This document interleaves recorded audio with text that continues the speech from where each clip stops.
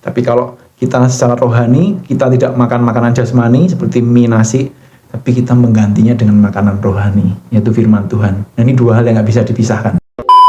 Dan pujian penyembahan fokusnya bukan ke kita, Tapi fokusnya ke Tuhan. Oke. Jadi bukan lagi menanyakan, aku sudah kok nggak ngerasa apa-apa ya di pujian penyembahannya. Kayaknya lagi nggak mood ya pujian penyembahannya. Ini bukan tentang kamu, ini tentang Tuhan. Dalam gereja Katolik sebenarnya diajarkan juga setiap hari Jumat sepanjang tahun itu pantang daging.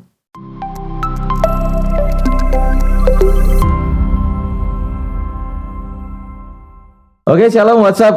Welcome back to my channel, Rafael Vianto di channel gua Insight. Kembali lagi bersama gua di podcast gua. Kali ini mungkin yang ke-8, ke-9, gua juga gak tahu. Kalian langsung cek aja beberapa podcast gua yang udah tayang kemarin. Hari ini gua kedatangan siapa? Kedatangan salah satu sahabat gua, Koroy. Dia adalah salah satu dulu koordinator di komunitas gua, dan sekarang gua lagi pengen sharing-sharing nih sama Koroy nih tentang puasa, karena puasa ini adalah menjadi sebuah perbincangan yang cukup hangat bagi kita. Mungkin kayak ada orang belajar puasa tuh gimana sih. Nah, udah nanti yang lebih panjang lagi langsung dari Koroy aja. Sekarang kita sambut dulu. Koroy, apa kabar Koroy? Ya, thank you Vian. Kabar baik, puji Tuhan. Aduh, udah lama banget gak ketemu Koroy sih sebenarnya.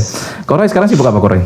Sekarang ya sehari-hari selain bekerja di satu bank swasta, juga sekarang sebagai seorang ayah kan sudah punya 2 anak dan juga melayani di satu komunitas untuk dewasa muda juga. Kok masih melayani berarti sampai sekarang? Ya, masih melayani selain di komunitas juga di BPK ya, di Badan Pelayanan Keuskupan untuk luar biasa.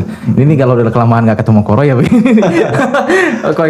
Koroy, hari ini kita mau bicara soal puasa nih, karena aku sangat tertarik banget soal puasa, karena dulu di kaderisasi juga Koroy ngajarin soal puasa, dan salah satu cerita Koroy tentang puasa bagaimana mematikan mengurangi kedagingan kita lah gitu. Nah, Koroy, coba jelasin dong apa ibaratnya makna puasa itu buat bagi Koroy itu apa sih? Ya. Thank you. Puasa itu aku juga mulai mengenal yang puasa itu adalah sejak ketika aku hidup baru ya. Ketika hidup baru mengenal Tuhan, ingin mendekat Tuhan lebih lagi dan membuka kitab suci, ternyata di situ banyak sekali tentang puasa. Oke. Bahkan Yesus pun meneladan, memberikan kita teladan puasa juga. Nah, dari situ aku mulai mempraktekkan puasa. Dan sampai dengan hari ini pun, sejak aku hidup baru itu tahun 2011-2012 kalau nggak salah ya, sampai dengan hari ini rutin selalu puasa. Dalam 1 minggu selalu ada 1 hari aku puasa. Oke.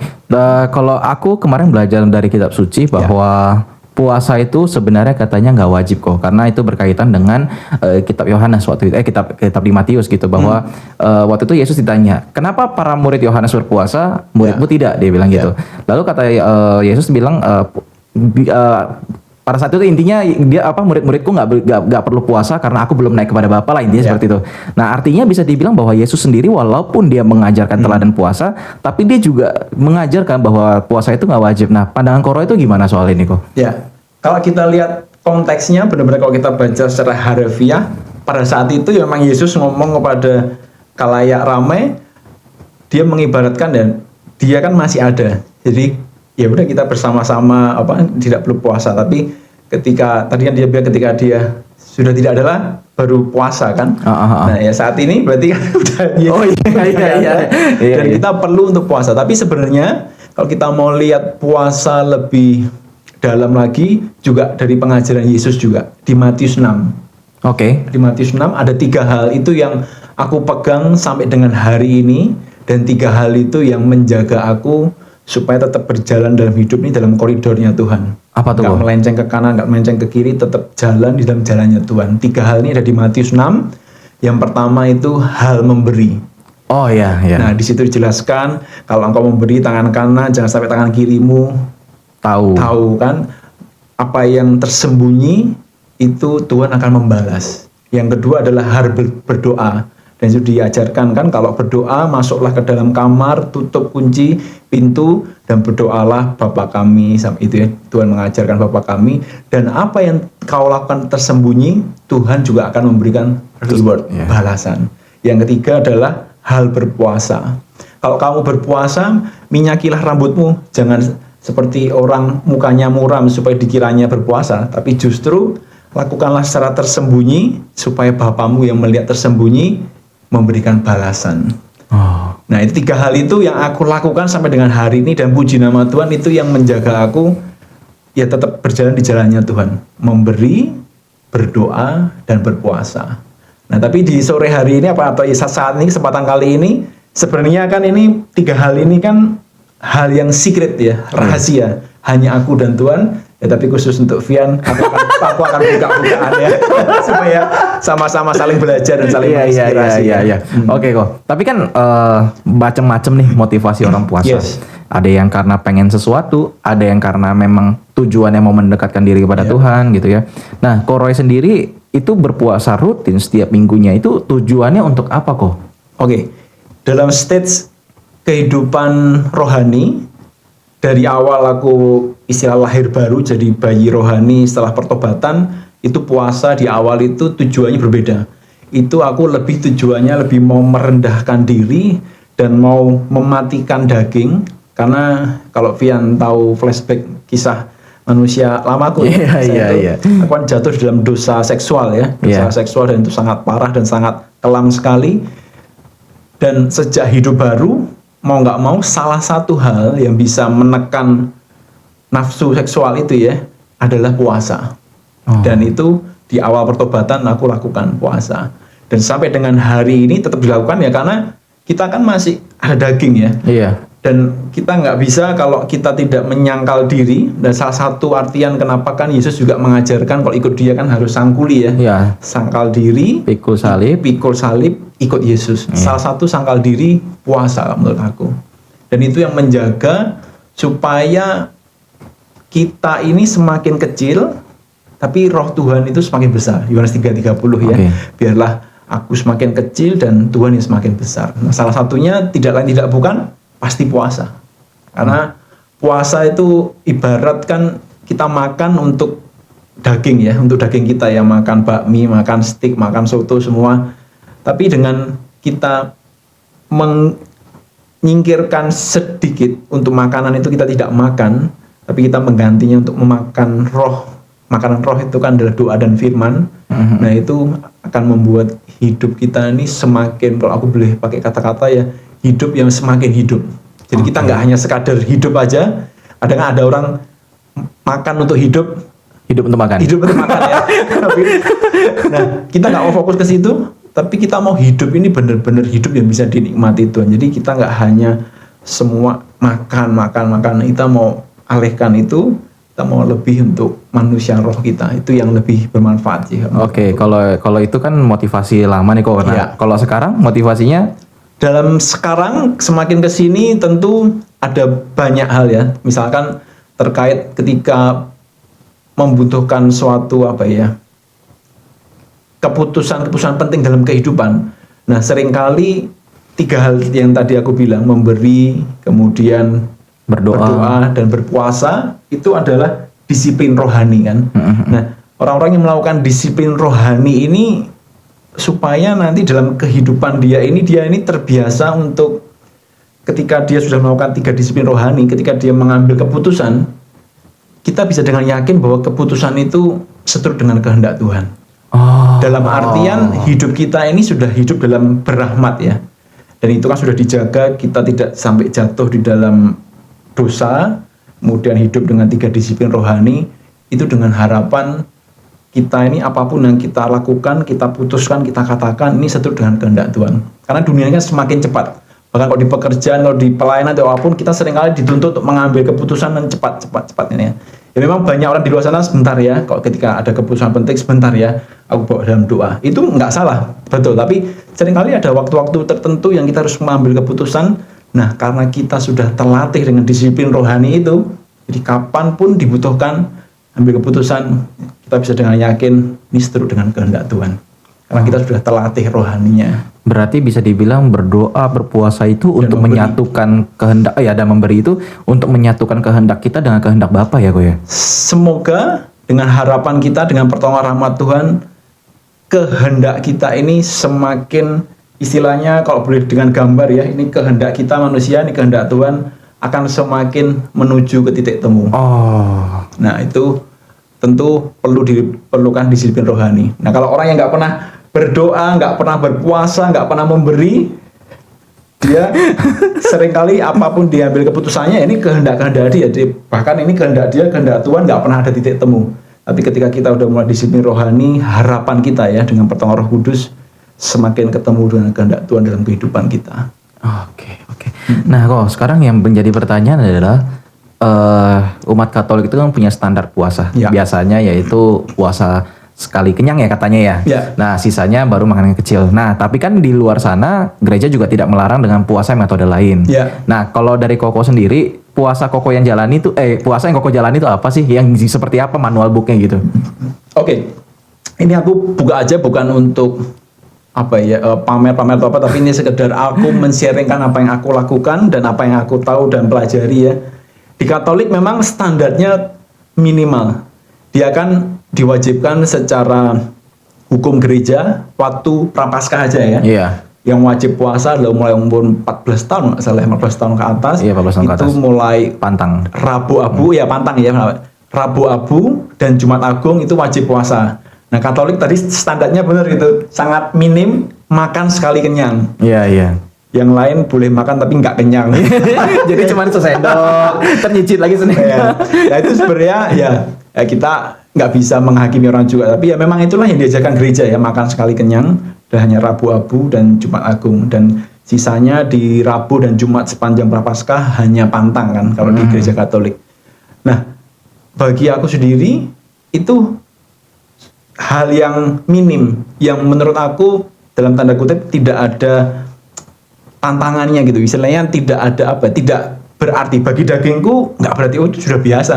Jangan makan sekali kenyang, seharian nggak makan pun itu sudah biasa. Jadi kan setidaknya berarti tidak lagi menantang secara dagingku ya. Tapi ini mungkin dengan orang lain bisa berbeda kan, masing-masing orang kapasitasnya beda-beda.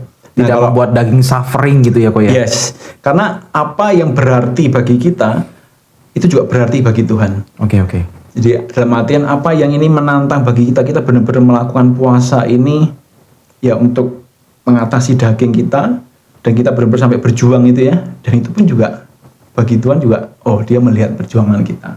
Tapi kalau kita hanya puasa sekedar rutinitas agamawi ya, atau ya ikut-ikutan atau sekedar standar minimal, berarti kan tidak terlalu berarti bagi daging, ya itu juga tidak berarti apa-apa bagi Tuhan juga. Itu kalau menurut aku ya. Oke. Nah, terus manual booknya kok belum nih? Nah, kalau dari aku, kalau kita mau benar-benar secara terminologi secara harafiahnya namanya puasa, itu kan sebenarnya tidak ada apapun yang masuk ke dalam mulut. Betul. Tidak makan, bahkan tidak minum. Pokoknya tidak ada apapun yang masuk. Nah, itu puasa. Oke. Nah, tapi dalam perkembangannya biasa masih boleh minum air putih ya, atau minum kopi pahit, teh tawar, asal jangan minum jus ya. Puasa tapi minum jus alpukat dengan alasan memenuhi lemak baik ya. Iya. Nah, dalam artian tidak ada makan minuman sama sekali. Nah, tapi aku kesini pun juga hanya minum air putih. Dulu di awal-awal memang tidak ada yang minum sama sekali, tapi ya dengan tuntutan pekerjaan, ketemu orang, itu kadang kalau pas ngomong sungkan juga ya, ada nafas naga yang keluar ya kalau kita nggak minum air putih. Jadi aku masih minum air putih, dan itu sekarang aku lakukan 1 kali 24 jam. Misalkan contoh, aku sekarang puasa setiap hari Jumat. Oke. Setiap hari Jumat. Nah, ini aku juga baru tahu juga dalam gereja Katolik sebenarnya diajarkan juga setiap hari Jumat sepanjang tahun itu pantang daging.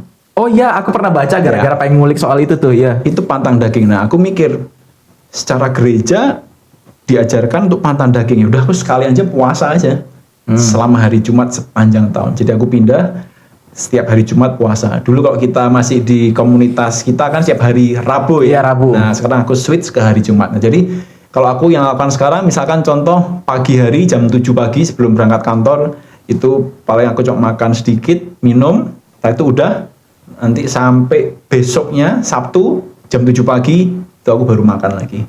Tapi sepanjang hari Jumat itu aku masih minum air putih.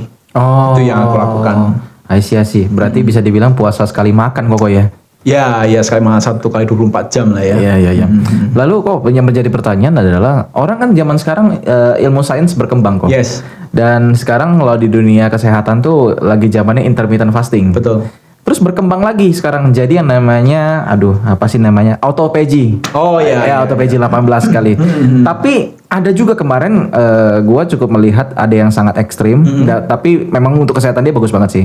Dia 1 meal a day, OMAD Ya, namanya. OMAD. Nah, apa yang membedakan Koko yang sedang puasa dengan mereka yang sedang diet kok atau Ya. menjalani puasa seperti itu? Pertama pasti yang kita puasa sebagai seorang Katolik pengikut Yesus adalah pertama kali motivasi hati ya, motivasi hati. Nah, kita nggak tahu mereka yang melakukan itu motivasinya apa, tapi kebanyakan untuk kesehatan ya, Betul. kesehatan atau untuk menurunkan berat badan Betul. atau ya banyak hal motivasinya dan itu pasti baik. Bahkan beberapa praktisi kesehatan, contoh kayak Adire, itu dia sangat menekankan intermittent fasting. Betul. Karena memang intermittent fasting ini dalam dunia sains sudah mendapat Nobel kan yang tadi autophagy, artinya tubuh memakan sendiri sel-sel dia yang jahat untuk Iya. makan diri sendiri untuk membuat hidup menjadi lebih sehat. Nah, yang membedakan jelas yang pertama adalah motivasinya. Iya. Orang itu berpuasa untuk apa? Nah, kalau kita sebagai pengikut Yesus, nah motivasinya itulah dari hati. Makanya aku biasanya kalau ngomong tentang puasa itu nggak terlalu mau ribut tentang metodenya atau gimana, harus berapa jam, kalau puasa boleh minum ini enggak, atau sekali kenyang itu kayak gimana, nggak terlalu musingin metodenya, Oke. tapi lebih ke sikap hati kita. Oke. Hati kita ini ketika melakukan puasa itu apakah cuma sekedar rutinitas atau memang kita ini benar-benar mau merendahkan, kita nggak bisa hidup tanpa dia, karena manusia hidup bukan dari roti saja, dari setiap firman Tuhan, atau ya itu motivasi-motivasi hati kita untuk supaya seringkali ya ada yang salah juga ketika puasa, dia motivasinya supaya diberkati. Ketika puasa dia motivasinya supaya dosanya diampuni. Iya. Nah, kesannya kan kudus ya, kesannya, kesannya kan kayak kudus. bener kan, Iya. supaya diberkati, supaya dosanya diampuni. Ya, tapi ini dari pengalaman saya, dosa kita diampuni bukan karena kita puasa. Oh. Ya, tapi karena pengorbanan Yesus. Dan Oke. itu kita terima kan cuma-cuma. Betul. Cuma-cuma tapi tidak murahan, karena itu darah yang mahal. Nah, kalau diberkati itu juga bukan karena puasa kita, tapi diberkati itu karena Tuhan berkenan atas kehidupan kita. Puasa itu hanya bagian kecil dari kita ini mau berusaha supaya hidup kita ini dinikmati oleh Tuhan. Tuhan ketika ngelihat kita, oh dia menikmati sekali hidup kita. Nah, salah satunya berpuasa karena ini untuk menekan ego ya. Karena seringkali aku juga pernah merasakan ketika itu tidak pernah puasa, itu sudah rutin puasa tapi sudah nggak puasa lagi, itu egonya semakin apa ya, main semakin. Dan salah satu dari 7 dosa pokok terkait dengan ini ada juga. Apa tuh kok kesombongan? Ada lagi kesombongan tuh lebih terkait dengan kita kalau nggak pernah berdoa itu kan seakan-akan kita nggak butuh Tuhan kan Iya. ya. Aku mengandalkan kekuatan diri sendiri.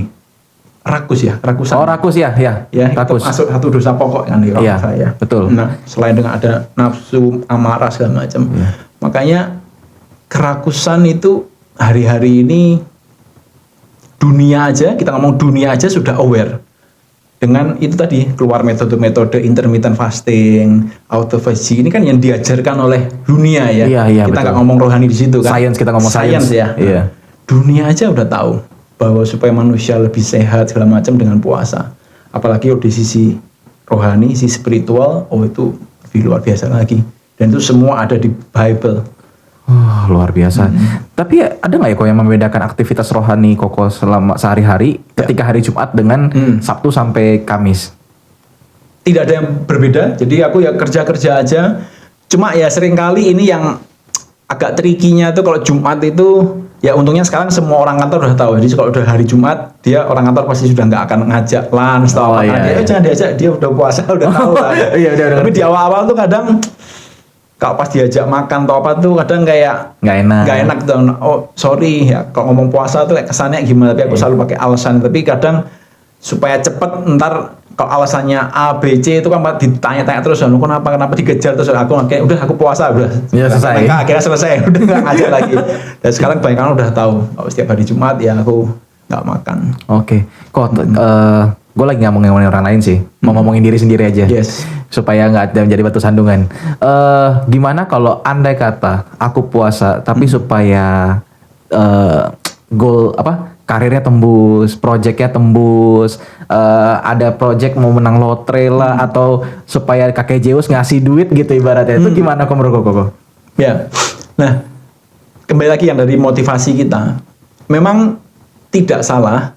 Tapi kalau motivasi kita hanya terbatas di Duniawi, hal-hal yang materi. duniawi, itu kan semua kita nikmati selama kita hidup di dunia kan. Sayang. Kenapa sayang? Karena hidup kita ini kan tidak bisa kita ulang ya. Yang memang kita udah lakukan ya, kita akan terus berjalan ke depan dan kita mengarah kepada Tuhan. Motivasi hati kita lebih daripada sekedar hal-hal yang duniawi.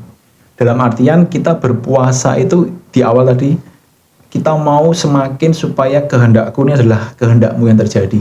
Dan supaya kita ini terbiasa ketika your will be done, ketika kehendaknya yang terjadi dalam kehidupan kita, kita ini sudah siap. Karena seringkali orang itu nggak siap ketika kehendaknya tidak terjadi, tapi malah yang lain. Dan kita nggak pernah tahu ini kehendak Tuhan apa enggak, tapi supaya kita tahu bahwa ini benar-benar kehendak Tuhan, yaitu tadi disiplin rohani. Nah, seringkali ini kita mau lakukan supaya kita ini benar-benar siap dalam hidup ini, apapun kita melangkah ini seturut dengan kehendak Tuhan. Nah, maka tadi kalau mau disambungkan dengan motivasi yang supaya diberkati, dituntun dalam pekerjaan, dibukakan jalan, dibukakan pintu, puasa ini bagian dari itu sebenarnya ya.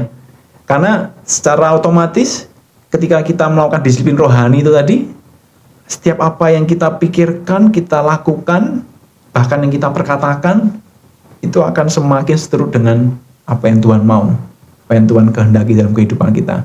Nah, contohnya kalau kita udah melakukan puasa, kita akan semakin istilah bukan sensitif, semakin peka akan tuntunan Tuhan. Kan kalau orang udah puasa, udah lapar, itu biasanya akan lebih kalau kita galak.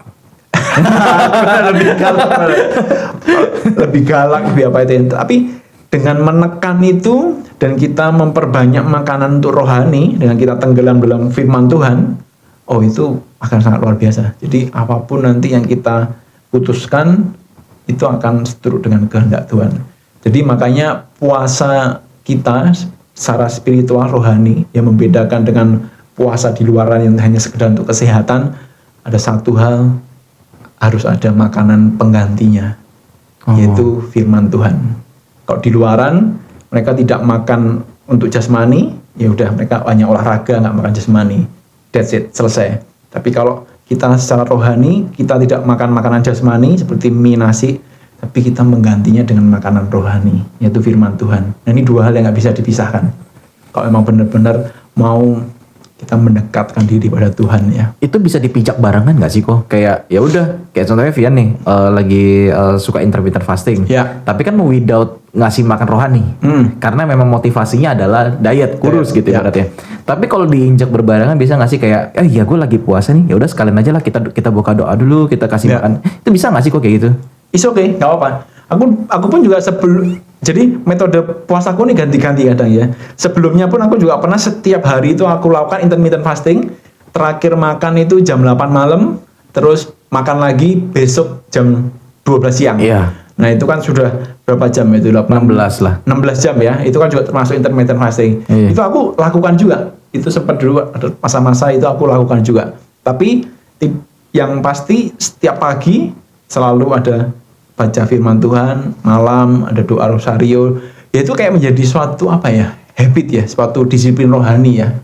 Jadi it's okay, berjalan bersamaan. Karena memang puasa, makanya ini luar biasanya puasa ya.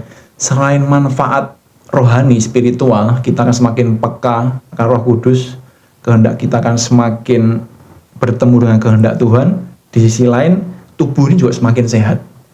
Dan perlu sekali kita menjaga kesehatan karena tubuh ini kan kenisah Roh Kudus, bait Allah ya.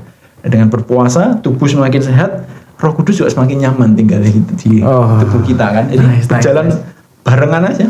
Nah, kalau kita sehat, kita bisa kerja lebih rajin, kita bisa melayani lebih lagi, kita bisa kerja mendapat pemasukan lebih, kita bisa memberi lebih lagi kan, kita nggak sakit-sakitan, kita bisa berdoa, kita masih bisa berlutut, banyak hal yang kita bisa lakukan kalau kita sehat. Ini saling berbarengan, puasa dan sih. Nice. Kok itu kan dulu aku juga inget tuh, Koko itu kuat banget rosarionya. Bahkan lagi retret, bukan retret umum loh ya, tapi retret tim loh, lagi happy hangout. Koko tuh tiap malam masih sempetin untuk rosario. Dan begitu cintanya sama rosario. Apa sih yang membuat Koko mencintai rosario? Ya. Boleh bagi pengalamannya gitu kok.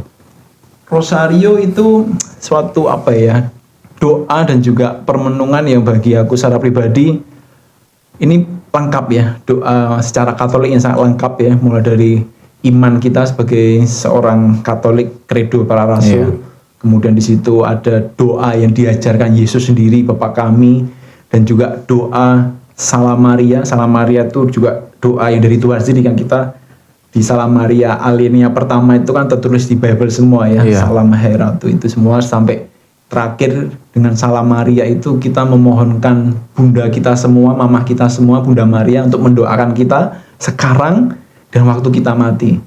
Nah itu suatu doa yang sangat lengkap, dan lebih daripada itu kita merenungkan kehidupan Kristus. Jadi menurut aku dengan berdoa rosario itu lengkap sekali. Sekali berdoa itu kan 20 menit ya biasanya. Kalau 20-30 menit. Ya, kalau kita nggak cepat-cepat 20 menit. Itu sudah membuat hati kita ini teduh, dan itu enak gitu dalam menjalani hari. Nah sekarang ini rutinitasku agak aku balik setiap pagi, karena aku sekarang kan perjalanan cukup jauh ke kantor, aku rosario di jalan misalnya, rosario sambil di jalan. Pulangnya itu aku biasanya baru merenungkan firman Tuhan. Nah makanya ikut Tuhan itu kreativitasnya kita dan juga pintar-pintarnya kita membagi waktu. Yang pasti ada waktu tuh dalam seharian, itu pasti ada untuk berdoa, untuk baca firman, untuk kadang pujian penyambahan itu juga selalu aku pakai headset ketika TWS. Dalam perjalanan atau pas pagi lari itu selalu ada. Jadi nggak ada alasan untuk kita nggak dekat sama Tuhan sebenarnya ya. Dan itulah yang membuat aku sampai dengan hari ini kayak sudah menjadi satu bagian dalam kehidupan ya, dengan doa rosario, puasa, pujian penyembahan itu kayak sudah ya, ini jalan hidupku. Ada kesaksian apa kok dari rosario yang bisa Koko bagikan? Rosario, apa Koko mencintainya karena ya doa ini sangat sempurna bagi Koko gitu atau gimana? Ya. Yang pertama itu, ini doa yang sangat perfect, sempurna. Kemudian Bunda Maria ini merupakan bunda yang memang selalu mendoakan, apalagi kalau kita sudah berkeluarga, penting sekali dalam suatu keluarga untuk berdoa bersama-sama rosario. Nah, aku sekarang dengan Fania pun, dengan istri, itu setiap kelipatan tanggal 5 selalu berdoa rosario bareng. Di tanggal 1, tanggal 5, tanggal 10, 15, 20, 25, 30. Ada apa tuh kok feng shui-nya di situ kok? Nah, itu sebenarnya hanya kita mengatur aja supaya dulu awalnya waktu masih pacaran itu seminggu sekali. Seminggu sekali, setiap weekend ketemu gitu kita rosario. Ketika sudah menikah itu 2 hari sekali jadinya. 2 hari sekali itu doa rosario barengan. Di luar itu kan rosario sendiri-sendiri. 2 hari sekali. Tapi ketika sejak punya anak, punya anak 2, kayaknya sudah nggak memungkinkan untuk 2 hari sekali ada waktu yang doa. Kita fair aja ya, kita nggak munafik, kayaknya nggak ada waktu untuk kita bersama-sama 2 hari sekali berdoa bareng. Makanya kita putuskan 5, setiap kelipatan 5 ya, itu kita berdoa. Nah selain itu kita berdoa masing-masing. Nah dari situ sangat-sangat terasa bahwa Bunda Maria mendoakan keluarga kita juga, mendoakan aku sebagai kepala keluarga, Fania sebagai tiang doa, ibu dan anak-anak. Dan ternyata juga si Rafael pun lahirnya kan di Oktober ya, di bulan rosario, makanya namanya dia juga Rafael Rosary. Nah, anak yang kedua lahirnya di tanggal 8 Agustus. Namanya Gabriel Dominic. Dominic ini yang ordo pengkhotbah Dominikan. Dominikan. Nah, Dominic ini, Santo Dominic ini adalah pertama kali orang yang menyebarkan doa rosario juga. Jadi memang keluarga kita dilingkupi oleh rosario dan Bunda Maria. Dulu aku ingat juga kita waktu lamaran itu bulan Mei, bulan Maria. Kita menikah pun juga Oktober. Itu bulan Rosario. Jadi keluarga kita tidak bisa dipisahkan dari Bunda Maria dan Rosario. Karena kita yakin nggak bisa kalau hanya kita sendiri yang berdoa bagi keluarga kita. Kita butuh Bunda Maria juga mendoakan keluarga kita. Kebetulan yang sangat kebetulan ya kok ya. Yeah. Rosario. Oke, kok mau nanya sekarang tentang pujian kok. Yes. Karena kan tadi kok sempat ngomong bahwa pas lagi jogging pujian, apa pujian. Apakah pujian itu harus selalu dengan penyembahan? Karena kan hidup kita itu selalu ada di fase-fase. Entah fasenya lagi down, fasenya lagi hambar, atau kadang bisa powerful banget. Soalnya aku ngalamin sendiri. Ada fase di mana kita menyembah, mau banget menyembah, tapi lagu itu kayak cuma sekedar lewat, bahkan kadang nggak apa ya, nggak bisa dipungkiri pas lagi denger tuh kayaknya bosen gitu, muak sama tuh lagu. Nah, menyembah yang benar itu lewat pujian ya, kita ngomong konteksnya pujian. Itu gimana kok menurut Koko? Ya, kalau kita ngomong dalam konteks pujian penyembahan ya, kalau di luar itu kan memang hidup kita ini pun sendiri juga penyembahan pada Tuhan kan, yang kita lakukan pekerjaan kita ini juga penyembahan, pelayanan. Betul. Kalau dalam konteks pujian dan penyembahan, kalau dari aku pribadi, aku pun juga mengalami fase-fase kita nggak bisa munafik. Aku selalu on terus dengar laguan, langsung merasakan hadirat Tuhan atau langsung merasa emosinya gimana gitu. Karena kalau bicara memuji Tuhan dan menyembah Tuhan itu tidak sekedar berbicara mengenai ada rasa getaran-getaran, merasakan hadirat Tuhan, ada emosi-emosi, kadang sampai nangis atau apa. No, tidak sampai seperti itu sebenarnya. Itu terjadi biasanya malah justru kita di fase-fase, ini kalau menurut aku ya, di fase-fase kita awal-awal, di bayi rohani lah istilahnya. Betul. Nah, tapi ketika kita semakin naik, tidak pernah menjadi turun, menjadi kepala dan bukan menjadi ekor, semakin rohani kita semakin dalam, karakter kita semakin disempurnakan dalam Kristus, pujian dan penyembahan itu lebih kepada rasa kekaguman kita akan Tuhan dan rasa kita ini nggak bisa hidup tanpa Dia. Maka bahkan salah satu santo kan dia bilang setiap tarikan nafas kita ini pun juga pujian pada Tuhan, karena ketika kita tidak bisa menarik nafas lagi, itu kita udah menyembah dong. Kita sudah bersatu dengan Allah Bapa di surga. Dan kalau bagi aku sendiri, ketika tidak bisa menyembah pun, tapi dengan kita tetap mendengarkan pujian Tuhan dan tetap ikut menyanyi, itu sudah korban pujian. Nah, korban pujian kan ada tertulis kan, ketika hati ini rasa tidak bisa menyembah, ketika rasanya kok nggak ada alasan untuk aku mau menyembah tapi aku tetap mau menyembah, ini korban. Ini kita kan mengorbankan segala macam aspek yang kita rasa kita pengen rasakan, tapi kita tetap menyembahkan, dan itu hidup kita kan, waktu itu nggak bisa diulang kembali. Betul. Walaupun nggak ngerasa apa-apa tapi tetap menyembah Tuhan, tetap memuji Tuhan. Ini adalah korban pujian bagi Tuhan. Dan pujian penyembahan fokusnya bukan ke kita, tapi fokusnya ke Tuhan. Jadi bukan lagi menanyakan aku sudah kok nggak ngerasa apa-apa ya di pujian penyembahannya, kayaknya lagi nggak mood ya pujian penyembahannya. Ini bukan tentang kamu, ini tentang Tuhan. Jadi kamu nggak ngerasa apa-apa, nggak mood apa-apa, kamu muji menyembah Tuhan ya karena memang Dia layak. Dan seringkali fokus kita ini ke kitanya.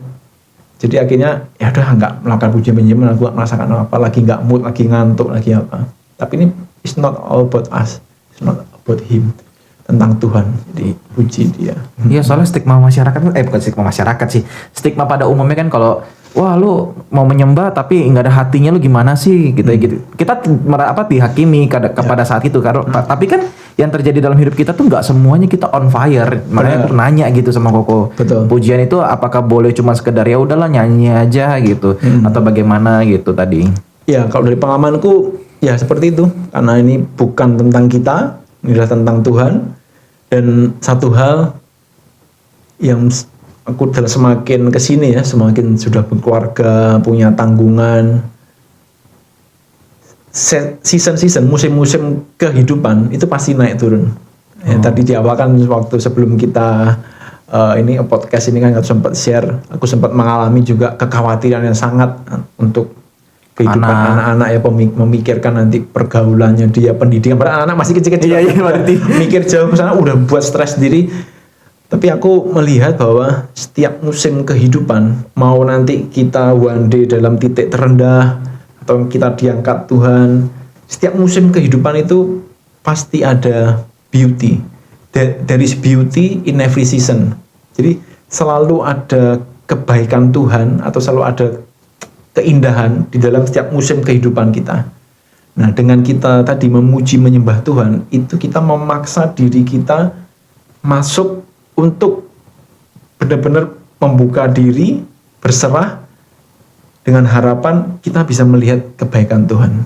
Karena ketika kita dalam titik terendah kehidupan, nggak gampang memuji menyembah Tuhan kan? Iya betul kok, sulit banget. Tapi kita mau memuji menyembah Tuhan dengan harapan, dengan pertolongan rahmat Tuhan, dengan kuat kuasa Roh Kudus, kita akan disingkapkan bahwa ada kebaikan Tuhan, ada there is beauty, ada keindahan, walaupun kita masih di titik terendah kehidupan. Nah, itu masuk dari pujian dan penyembahan. Dimampukan untuk melihat pekerjaan Tuhan di tengah-tengah badai gitu ibaratnya ya. Iya kok. Oke kok, sebelum closing pengen nanya kok. Koko itu adalah seorang pelayan Tuhan, seorang profesional muda juga, dan seorang ayah juga. Gimana cara Koko membagikan waktu juga untuk menjadi yang keempat, yaitu anak Allah? Anak Allah sebenarnya tidak perlu dibagi waktu. Saya sebagai seorang ayah juga bermula dari I'm a son of God, adalah hamba Tuhan atau anak Allah. Sebagai seorang pekerja juga bermula sebagai aku ini hamba Tuhan di pekerjaan. Sebagai seorang pelayan, ya aku ini anak Tuhan, hamba Tuhan sebagai pelayan. Jadi sebagai anak Allah, hamba Tuhan itu ya diri kita sendiri. Hanya bedanya aku ini hamba Tuhan yang bekerja di perbankan atau hamba Tuhan yang saat ini sedang dipercaya melayani di BPK di Karismatik Jakarta, atau sekarang ini aku adalah anak Allah atau hamba Tuhan yang dipercayakan keluarga dan juga 2 orang anak. Nah, tapi identitasku adalah anak Allah. Nah, ini yang membuat kita ini dalam menjalani kehidupan ini tentu masih kita nggak bisa pungkiri mungkin masih ada ketakutan ya, kekhawatiran. Nah, aku pun saat ini juga kadangkala masih muncul, tapi aku langsung counter bahwa Tuhan tidak pernah memberikan pada kita roh ketakutan. Karena aku takut mungkin manusiawi, tapi tidak pernah hidup dalam ketakutan. Makanya itu tadi perlunya disiplin rohani dan pujian penyembahan. Itu membalikkan fokus kita lagi bukan pada kita, pada Tuhan. Betapa Tuhan sungguh sangat luar biasa, Tuhan besar, kuasanya terlebih besar. Nah, makanya dengan kita tahu identitas kita ini anak Allah, maka di pekerjaan, di pelayanan untuk keluarga kita ini hidup ini melangkah ini ringan sekali. Karena kita tahu anak Allah, berarti kalau ada apa-apa, backing kita adalah Allah itu sendiri. Allah sendiri, Papa kita di surga. Jadi kalau ada masalah di pekerjaan, oh ini aku nih hamba Tuhan loh, anak Allah loh. Ya tinggal aja minta sama Papa di surga. Atau untuk memberikan yang terbaik untuk anak-anak pendidikan. Aku ini hamba Tuhan. Minta aja, oh ini juga titipan Tuhan kok. Tuhan pasti akan memberikan yang terbaik buat anak-anakku melalui aku sebagai orang tua yang mencari nafkah kan untuk dia. Jadi identitas ini penting. Kita ini anak Allah, kita ini hamba Tuhan yang hari ini Tuhan percayakan pekerjaan ini, pelayanan itu, keluarga ini. Dan itu membuat kita melangkah ini ringan sekali. Tapi kan sibuk banget kok jatuhnya. Nah, gimana Koko bagi waktu untuk bisa memberikan waktu untuk Tuhan, baca firman, renungan atau apa-apa itu gimana kok? Waktunya di mana itu? Nah, makanya tadi aku selalu mengawali hari dan mengakhiri hari dengan bertemu Tuhan. Jadi aku tuh pengennya tuh buka mata itu juga Tuhan yang pertama kali aku sapa. Sebelum tidur tutup mata itu juga Tuhan juga yang terakhir aku sapa. Jadi kalau di pagi hari ini juga sudah otomatis juga ya. Ketika buka mata itu otomatis ini bibir juga udah mulai berbahasa roh. Berbahasa roh itu kayak udah otomatis gitu lah. Karena memang roh yang berdoa kan ya. Dan kadang dalam doa bahasa roh itu kan ada tertulis juga roh Tuhan kan berdoa dengan keluhan-keluhan yang tidak terucapkan. Nah, kadang kita dengan berbahasa roh itu kita berdoa. Dan ini bahasa yang dimengerti oleh Bapa di surga. Kadang aku dengan bahasa roh itu aku sudah mendoakan keluarga, sudah mendoakan pekerjaan atau mendoakan pelayanan. Kita nggak tahu, tapi Tuhan tahu. Dan itu sangat otomatis. Nah, kemudian dalam perjalanan kantor, aku selalu rosario. Nah, kemudian itu selama seharian untuk kerja, dalam pekerjaan pun kalau misalkan ada saat-saat yang penting ketemu orang atau mau present atau apa itu bisa dalam perjalanan singkat itu kayak bahasa roh itu otomatis bahasa roh setelah itu. Nah setelah itu pulang, kalau malam ada pelayanan ya pelayanan dulu baru sampai pulang sampai ke rumah paling jam 9 jam 10, tapi kalau nggak ada pelayanan paling sampai rumah ya jam 7 jam 8 udah bisa sampai rumah. Nah kemudian beres-beres semua melakukan sampai nanti masuk ke kamar sekitar jam 11 aku bisa masuk kamar baca firman. Baca firman, setelah itu tutup cuma doa singkat. Kalau aku malam mau doa singkat ya udah, setelah itu tidur. Setelah itu besok gitu lagi bahasa roh terus berangkat kerja dengan doa rosario. Pulang aktivitas seharian, pulang merenungkan firman Tuhan terus tidur. Ini yang sekarang ya rutinitas yang aku lakukan sekarang. Nanti one day kalau misalkan ada perubahan jadwal, perubahan kesibukan ya mungkin bisa aku kreatif, bisa ganti lagi. Yang penting dalam sehari nggak pernah ada terlepas nggak doa atau nggak baca firman itu nggak. Oke Koroy, thank you ya buat hari ini udah mampir ke tempat ini, udah ngasih insight ke kita semua tentang puasa. Ya semoga apa yang Koroy jalani dapat menginspirasi kita semua yang nonton ya. Kalau untuk menginspirasi gue sih udah lama. Lu bener-bener idol gue banget sih kok. Thank you ya kok ya. Kalau gitu kita langsung closing aja. Oke teman-teman, stay tune di channel gue. Jangan lupa komen, like, share, dan subscribe channel gue. Dan jangan lupa nyalain loncengnya. Untuk podcast berikutnya kita akan ngundang siapa dan bahas apa, kalian boleh langsung komen aja. Kalau gitu kita closing ya. Bye-bye. God bless everyone.